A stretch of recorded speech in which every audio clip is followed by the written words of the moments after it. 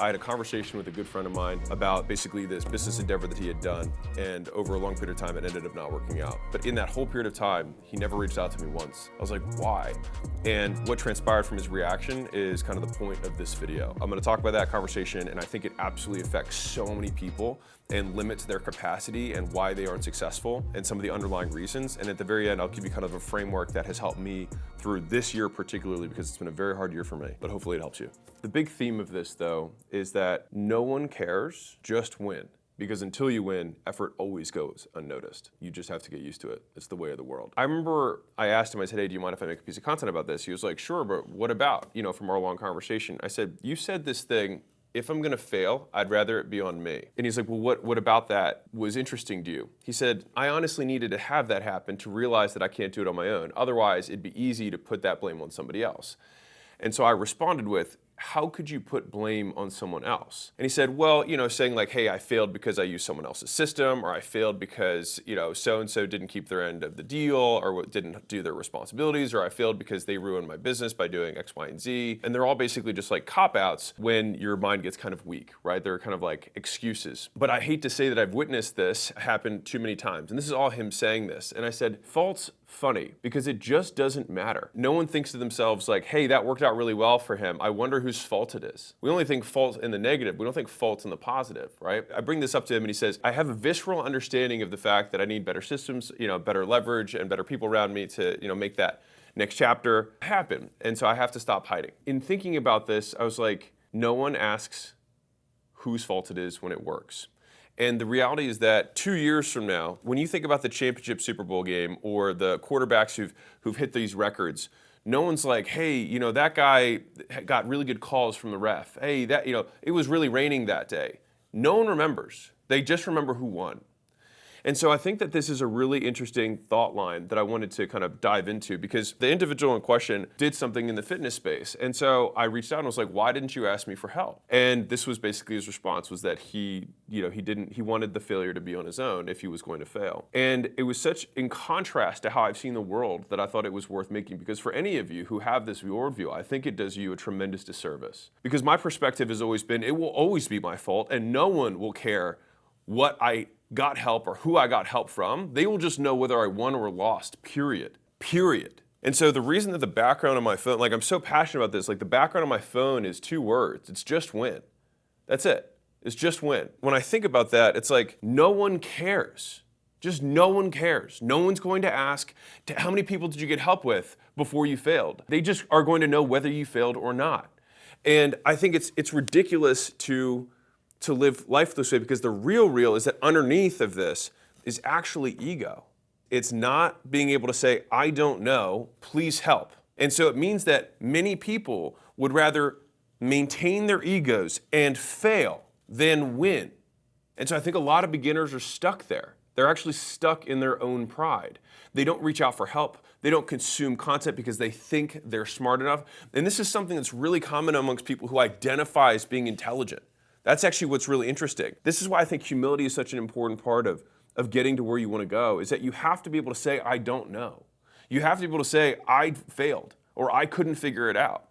And so if you can't do that, right, because you probably maintain some certain aura, some sort of image to the people around you of like, oh, he's a smart guy, or he was always good at school, or whatever the thing is, like, and then you see somebody else who was dumb at school all of a sudden succeed, it's because usually they're okay being like, I don't know, can somebody help me? But if you're the smart one of the people you know, then you're not willing to do that because you have to humble yourself. But the thing is that the work has to be done, the learning has to get learned. The question is, what format or what mental soup do I need to have in my head that maximizes the likelihood that I will learn faster than other people? And I think humility is one part of that soup. You have to be humble enough to listen, to ask. You can learn anything you want as long as you're willing to look dumb in front of other people for an extended period of time. I think the most underrated money-making habit is being willing to look stupid.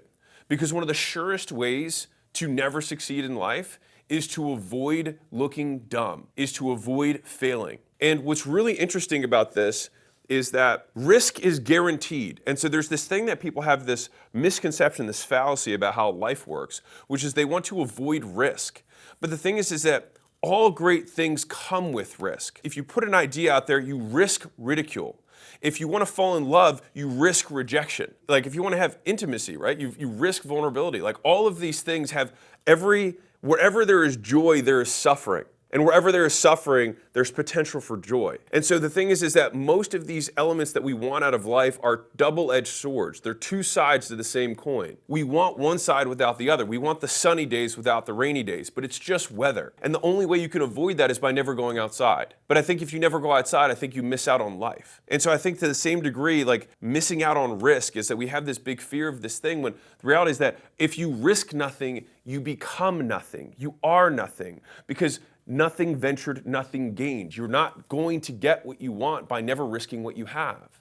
And the thing is that the things that we have aren't always material. And I think this is actually one of the big misconceptions of people who are starting out is like, I can easily stand here and say, you were the most dangerous in the beginning because you have nothing to lose. But the thing is that almost everyone has things to lose. And most of the things that they have to lose in the beginning are in their head.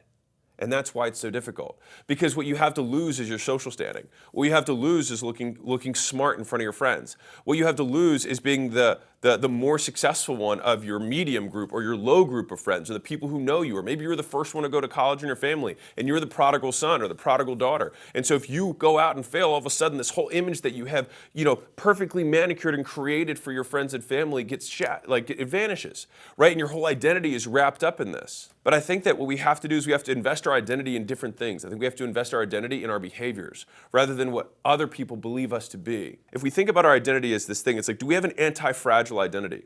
Do we have an identity that can withstand external circumstances changing? And I only bring this up because it was so hard for me. And also, getting kicked in the nuts multiple times and losing everything tends to make you question, like, who am I?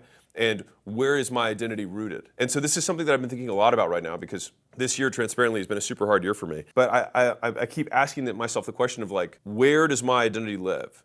Right? And this is why I think so much about behaviors because we try to say like, you need someone, I remember I saw this tweet. It was like, I don't like it that other people judge me for what I do or they love me for what I do rather than loving me for who I am. And I saw this quote and a lot of people were liking it and commenting on it. And then it had a follow-up to this, which was, do I love me for what I do or do I love me for who I am? And I think this sounds very pithy and very rhetorical. It sounds nice. But I think if you were to ask the question, what is the difference between who you are and what you do? You get a very interesting answer, which is, it's very hard to describe who someone is without describing what they do. Which is why for me, doing is being. Then it goes into, okay, if doing is being, then who I am is what I do, rather than who I am is what other people think I do. And so that means that when external circumstances get bad, what do I do? That is who I am. By shifting that perspective, your identity becomes rooted in the actions that you can control. Your identity becomes under your control. And then by extension, the ups and downs, the emotional roller coaster that comes with the external status that people give you for the things you can do, potentially for them or otherwise, then starts to disappear. And I think it allows you to take the big risks that you need to take. I'll give this example, but like when I started, my gym business, to put this in perspective, I signed up for a mastermind of gym owners when I didn't own a gym. Think of how ridiculous that is. Like I started at a mastermind, I paid money, even though I didn't have a gym, to be with a bunch of gym owners. Now to me, it made complete sense because I was like, well, why would I want to just go make mistakes first and then go here? I was like, I might as well learn, where to put the best location and how much to pay for rent and, where to buy my equipment and where are the best workouts and how do I find trainers? I was like, I might as well ask them who have 5-10 years each in, industry experience, and I'll just start day one, 10 years ahead. Duh. The thing is that seems so foreign.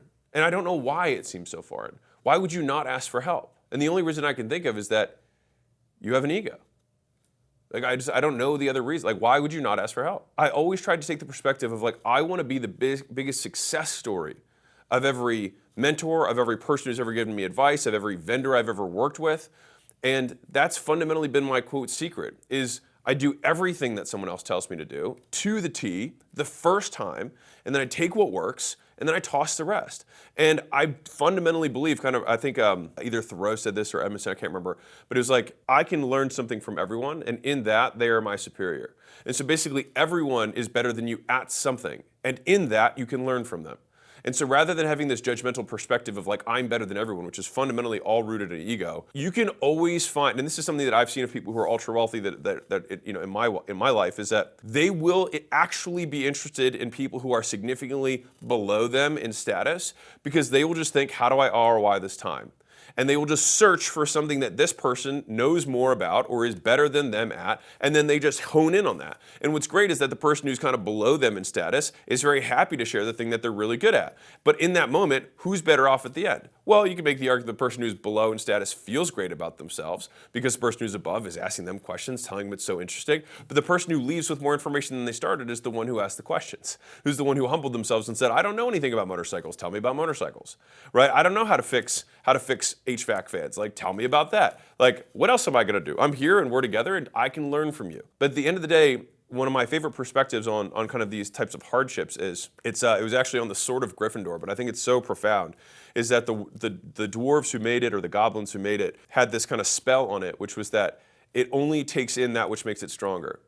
And I just love that as a perspective for me on life, which is that, like, one, everything that occurs to us, is there a way, is there a timeline, is there a version of the universe where I get better from this? And this has just been very top of mind because 2025 has been probably the hardest year out of my last 8 years. But I thought to myself, like, well, historically, when I have very bad years, I typically have really good things that happen afterwards. So what is the good thing that's going to come from this? What is the lesson that I need to learn? What is the friction, that I'm getting rubbed against that I need to get reshaped in some way? And I've had some really interesting kind of like mental breakthroughs in terms of what I'm planning to change about my behavior going forward. But I'll give you this other kind of mental frame that's helped me through this, which is when something bad happens, a lot of the things that are bad happen only and exclusively in your mind. And so I'll give you an example. So let's say you've got $10,000 saved up, that's your life savings, okay? And let's say that you lose $1,000. That would be pretty traumatic, right? It's 10% of everything you have. Now the question is, what does it change about what you do? Does it change the food you eat? Does it change the car you drive? Does it change where you live? What does it actually change? It usually changes absolutely nothing. But then we choose to feel terrible about it because for whatever reason, that's what we choose to do. But the key word there is choice. We choose that. Equally, we could say, I choose to not feel terrible because it changes nothing about my life. And so I've used this as this great framework for, like, what does this change about my identity? Does it change my job? Does it change what I eat? Does it change who I'm married to? What does it change about my life? And most things change absolutely nothing about your life. And so it's really just absolutely voluntary suffering that we choose to subscribe to. We're like, opt me into that suffering. That sounds good, right? Of course not. Back to the risk of what we're willing to do or what we're willing to take in order to win, is that no one will remember that you asked for help. And you can never expect someone to invest in you more than you invest in yourself. Because at the end of the day, they will only remember if you win. And so for me, I always think to myself, progress is greater than pride. And the thing is like, there's only one person's pride that I want, which is my own, is that I'm proud of myself. Because the thing is that most of the people in my life will not be here for the rest of my life.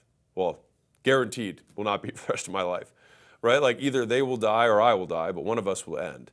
And so the idea that I'm going to dictate the few brief moments I have in this existence based on someone else's perception of me feels like a pretty terrible way to live. And I say this because it's like, well, obviously we all know that, but we still do it. And so it's like, what are the mental frameworks that we have? And so I like to remind myself that winners write history. But here's the cool part, is that if you win and when you win, you get to have a revisionist history of your own life. Like, you can basically rewrite your own history so that you can make it whatever you want. Because what's really, really weird and very trippy that I think about a lot is that your life only exists in your mind. Like, memory in of itself, like if you start looking into the science of memory, it's wildly inaccurate.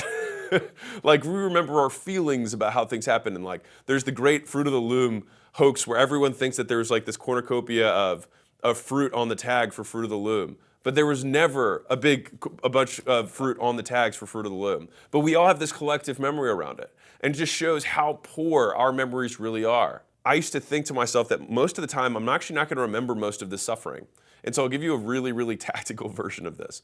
So if you've ever accidentally drank too much and you're throwing up, right? And you're like, this is terrible. I remember thinking to myself, like the first time that happened, I was like, I probably won't remember very much of this. And I was like, well, that's kind of refreshing. And so most of this suffering, when I look back on this, will be very, very short in terms of the memory, even though this may be 4 hours of me wrapped around a toilet. In thinking about this, it's like a lot of the suffering that we have to endure, we actually only remember as a moment, even though it may have lasted hours and days and months. There's just these highlight reels or these reverse highlight miserable moments that we remember. And so I think a lot about the concept of moments because we actually don't remember most of our lives, which is like very wild to consider. Like most of our lives are not recorded and we don't remember it. It just vanishes into nothing. All we have are these discrete moments that we just choose to ascribe to memory. That means that in the moment when something's good, I can think to myself, remember this. Try and demarcate this moment. And equally opposite, if something is bad, I can just be like, you know what? Maybe I'm going to compress this one, right? Like I'm going to choose to just be like, you know what? It was a brief moment when it might have been a month of just absolute misery. And I know that I'm going to look back on 2025 and just be like, tough year, right? And then that's going to be it. But the thing is like, if I didn't go out this year and ask other people for help, I might make 2025, 2026, and 2027 all terrible years. And I would prefer to not have that happen. What's interesting is that sometimes the people who have the hardest time asking for help are people who start to become successful. Maybe some of you in the beginning were easy to ask for help, but then you got the identity of becoming successful. And then everyone around you gave you all the accolades, gave you all the status, and now you're puffed up. So you can't be perceived as less than. For me, I still to this day am willing to pay in time, pay in money, or pay in favors to do whatever I have to do in order to get other people to help me. Because you will be rewarded far more in life for your determination than your intelligence. And the problem is that determination just looks like a long string of failures until it works. You are rewarded for being able to endure the long string of failures more than you're rewarded for your intellect at avoiding them. Because the thing is that suffering is guaranteed. You sticking it out is not. And so my TLDR on this is that you have to incur risk, period. You will fail, period. The only thing that people remember over the long term, and often the only thing you will remember, is whether you won or not. And so do whatever it takes to win, because you're probably only going to remember snippets of it, and everyone else isn't even thinking about it to begin with. With that, have an amazing Tuesday. I'll catch you guys on the flip side. Bye.